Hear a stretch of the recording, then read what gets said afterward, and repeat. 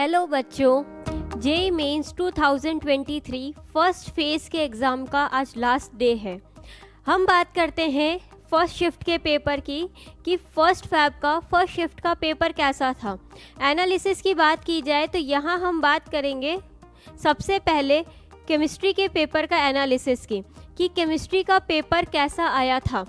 60% questions chemistry में easy पूछे गए थे, मतलब डायरेक्ट फॉर्मूला बेस्ड कुछ बातें थी बट कैलकुलेटिव पार्ट ज़्यादा था। बट ओवरऑल हम बात करें तो 60% क्वेश्चंस इजी थे, 29% मॉडरेट था एंड 11% डिफ़िकल्ट क्वेश्चंस थे। नेक्स्ट क्लास वाइज डिस्ट्रीब्यूशन की बात की जाए तो class 11th and class 12th दोनों इक्वल वेटेज पर थे, 50-50% दोनों में क्वेश्चंस कवर हुए हैं। ऑर्गेनिक, इनऑर्गेनिक एंड फिजिकल की बात करें तो ऑर्गेनिक 29%, इनऑर्गेनिक से 34% एंड फिजिकल से 37% क्वेश्चंस पूछे थे।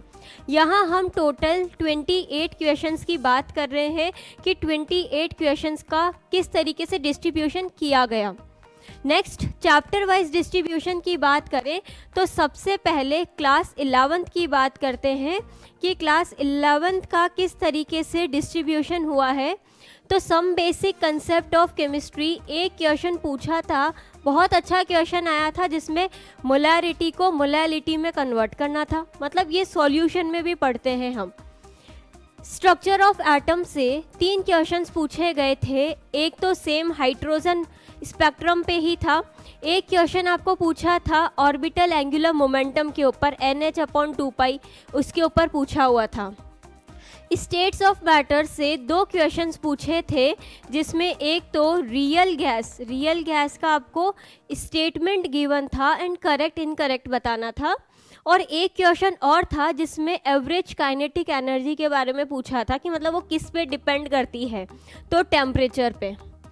इक्विलिब्रियम से एक क्वेश्चन पूछा था जो कि केमिकल इक्विलिब्रियम का क्वेश्चन आया था, और यहाँ पर डिग्री ऑफ डिसोसिएशन अल्फ़ा के ऊपर क्वेश्चन था, थोड़ा सा इसमें कैलकुलेटिव पोर्शन ज़्यादा था। हाइड्रोजन से एक क्वेश्चन पूछा था स्टेटमेंट बेस्ड कि इको फ्रेंडली होता है, अच्छा फ्यूल है, स्टेटमेंट बेस्ड क्वेश्चन आया था हाइड्रोजन से। एस ब्लॉक से 2 क्वेश्चंस पूछे गए थे, 2 क्वेश्चंस आए थे एस ब्लॉक से जिसके अंदर की आपको 4 नेम्स दिए हुए थे, slagged lime, caustic soda, baking soda, washing soda, और इनके फॉर्मूला आपको बताने थे। और एक और क्वेश्चन आपके पास में बेरिलियम के ऊपर था जिसमें स्टेटमेंट गिवन थे 4 एंड करेक्ट ऑप्शन बताना था बेरिलियम के लिए। Organic concept some basic principle GOC से 2 क्वेश्चन था, एक आइसोमेरिज्म के ऊपर था और एक और क्वेश्चन प्रैक्टिकल ऑर्गेनिक केमिस्ट्री के ऊपर था कि कुछ टेस्ट गिवन थे जिसके अंदर कार्बोहाइड्रेट का टेस्ट, प्रोटीन का टेस्ट, एल्डिहाइड टेस्ट, उस पर क्वेश्चन पूछा हुआ था। हाइड्रोकार्बन से एक क्वेश्चन बहुत इंपॉर्टेंट एल्काइन गिवन था, उससे सिस एंड ट्रांस एल्कीन का फॉर्म करना था, Lindlar catalyst and Birch reduction, and वहाँ पे पूछा हुआ था melting point and boiling point कि सिस और ट्रांस में से मेल्टिंग पॉइंट बॉइलिंग पॉइंट का ऑर्डर बताना था, ये एक अच्छा क्वेश्चन आया था।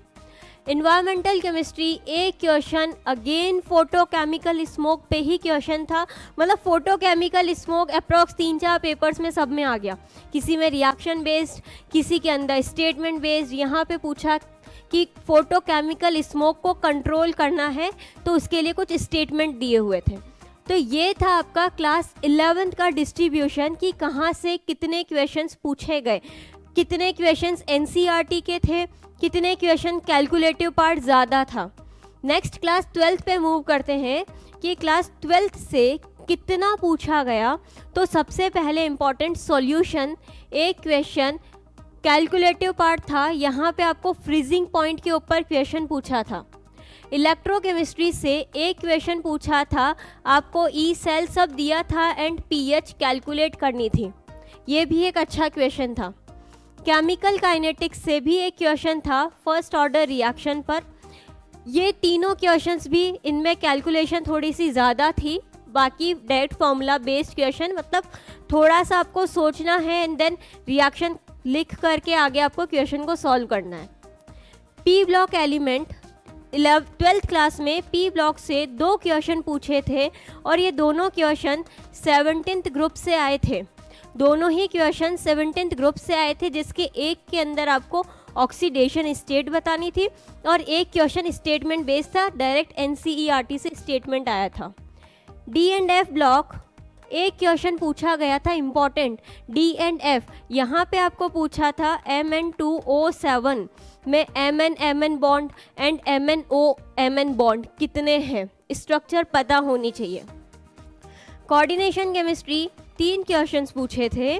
3 क्वेश्चंस के अंदर आपको क्या क्या पूछा गया, तो प्रशियन ब्लू बहुत इंपॉर्टेंट, उसका फॉर्मूला पूछा गया था। एक और क्वेश्चन में आपको कोऑर्डिनेशन के अंदर आपको मैक्सिमम स्प्लिटिंग किसके अंदर होती है, 4 कॉम्प्लेक्स गिवन थे एंड स्प्लिटिंग बतानी थी कि किसके अंदर मैक्सिमम होगी। स्ट्रॉन्ग फील्ड लिगेंड होगा तो उसके अंदर सबसे ज़्यादा स्प्लिटिंग होगी। इस तरीके से क्वेश्चंस कोऑर्डिनेशन केमिस्ट्री से पूछे गए। हेलो एल्केन हेलो एरीन से 2 क्वेश्चंस। एक क्वेश्चन में था कि आपको 4 रिएक्शन गिवन थी एंड बोला था कि कौन सी रिएक्शन पॉसिबल नहीं है। वहाँ पे आपकी रिएक्शन में एल्काइल हैलाइड की रिएक्शन करवाई, अल्कोहलिक KOH की प्रेजेंस में भाई एलिमिनेशन करवाता है, एलिमिनेट करवाता है, सब्स्टिट्यूशन नहीं करवाता है, तो वो रिएक्शन गलत हो जाएगी। और एक और क्वेश्चन में आपको एलिमिनेशन रिएक्शन के ऊपर ही बेस्ड क्वेश्चन था। एल्डिहाइड कीटोन कार्बोक्सिलिक एसिड से एक क्वेश्चन कार्बोक्सिलिक एसिड पर ही आया था। बायोमोलिक्यूल एक क्वेश्चन जिसमें आपको पायरेनोज फॉर्म स्ट्रक्चर बनानी थी, एक कंपाउंड गिवन था, उसको पायरेनोज में कन्वर्ट करना था। केमिस्ट्री इन एवरीडे लाइफ एक क्वेश्चन जिसके अंदर आपको एनाल्जेसिक, एंटीसेप्टिक इन सब के बारे में दिया था और कौन सा करेक्ट है और इनकरेक्ट है बताना था। तो ये था आपका क्लास 12th का डिस्ट्रीब्यूशन कि कहाँ कहाँ से क्या क्या पूछा गया। तो ओवरऑल कंक्लूजन की बात की जाए तो पेपर अच्छा था, थोड़ा सा टाइम लग सकता है क्योंकि कैलकुलेटिव पार्ट ज़्यादा था, इसी वजह से हम बोल सकते हैं कि मॉडरेट था पेपर का लेवल। उसके अलावा जितने भी थ्योरेटिकल पोर्शन है, SPDF ब्लॉक्स हो गए, केमिस्ट्री इन एवरीडे लाइफ हो गया, इन्वायरमेंटल केमिस्ट्री, हाइड्रोजन, बायोमोलिक्यूल, इन सभी से भी क्वेश्चंस पूछे गए थे। इनऑर्गेनिक डायरेक्टली NCERT की स्टेटमेंट्स आपको पूछी हुई थी। तो ये पेपर कंप्लीट हो चुका है, लास्ट एक पेपर और बचता है। कोई प्रॉब्लम नहीं है, अगर पेपर अच्छा न भी गया हो कोई दिक्कत नहीं है, हमें इन पेपर से सीखना है। अभी एक चांस और भी है आपके पास, अप्रैल की तैयारी दोबारा और अच्छे से करनी है, पेपर को और अच्छा अटेम्प्ट करना है। नेक्स्ट इवनिंग पेपर के लिए all the best and thank you.